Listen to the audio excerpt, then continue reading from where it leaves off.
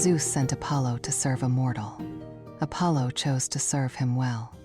Welcome to the Prytan Podcast, a daily practice in living well and flourishing, guided by archetypal psychology and eternal virtues through the lens of the ancient Greek world.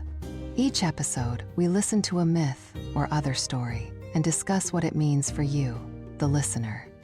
Today, we're exploring Apollo in service to King Admetus, the archetype of the favorite son humbled, and the virtues of Praotes and phronesis, right anger, and practical wisdom. The myth. Apollo killed the Cyclopes, the mighty forge masters who made Zeus's thunderbolts, and Zeus was enraged. The punishment. Zeus stripped Apollo of his divine freedom and sent him to serve a mortal king for 1 year as a cowherd. The god of light and clarity, the lord of the silver bow and the oracle at Delphi, became a mere shepherd on the banks of the river Phronesis, tending the cattle of a Thessalian king named Admetus. Apollo drove the cattle along the Phronesis faithfully, giving the work his full attention. The herds prospered. Whatever Apollo does, he does well. Even in punishment, even in service. Admetus, for his part, treated his herdsmen with remarkable generosity.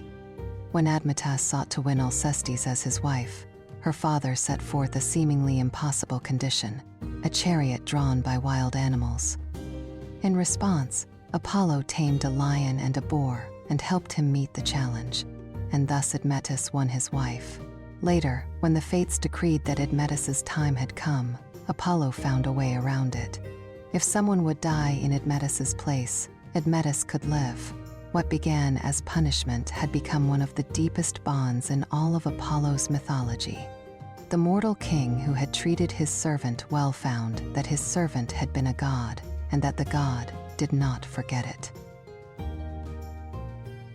The archetype and virtue. Jungian author Jean Shinoda Boland's favorite son archetype is accustomed to the center. They arrive with a sense of destiny and gift. They expect all in their domain to respond to them. The challenge this archetype rarely prepares for is service. What it means to work beneath others, to have capacities constrained by someone else's authority, to be subject rather than sovereign.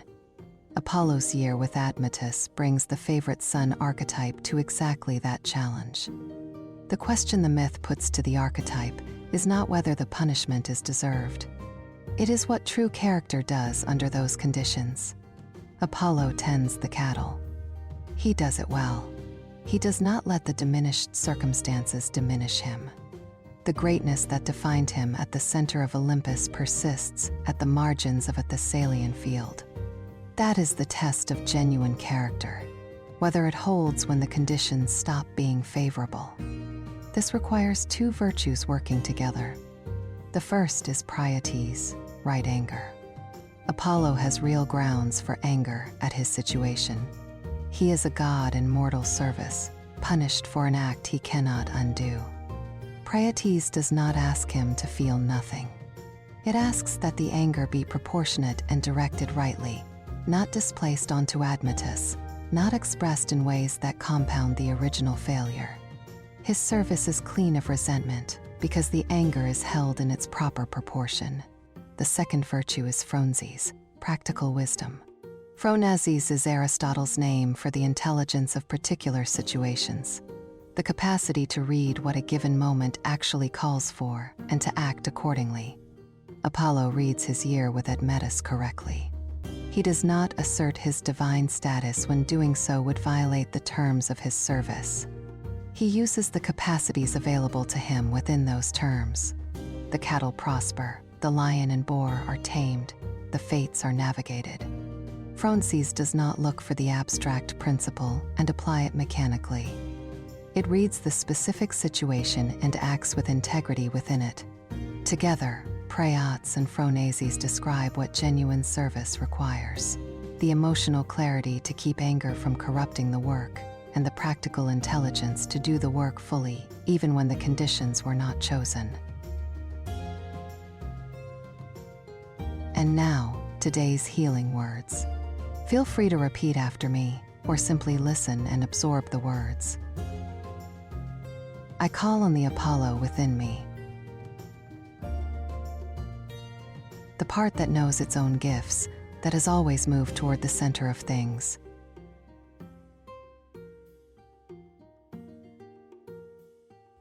I do not disown this part. But today, I call on the Apollo who tended cattle by the river.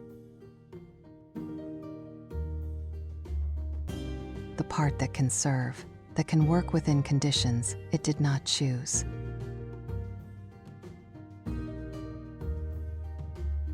That does not let diminished circumstances diminish its character. I call on my own Praotes,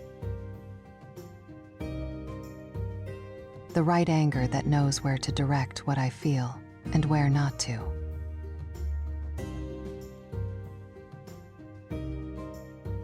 And on my own phronesis, the practical wisdom to act with full integrity in the situation I am actually in.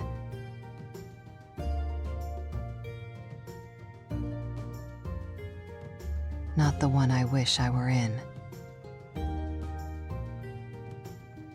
As we close out this episode, consider doing this project for today. Think of a situation where you were working under conditions you did not choose, conditions that may have felt beneath your capabilities or contrary to your nature. Write one sentence about what it would look like to have served that situation with Apollo's full integrity, not acceptance of injustice, full presence in the work. That's it for today's episode. Tomorrow on the Prytan Podcast, Apollo is father of Asclepius, the archetype of the creator as healer, and the virtue of Epieikeia, equity and mercy.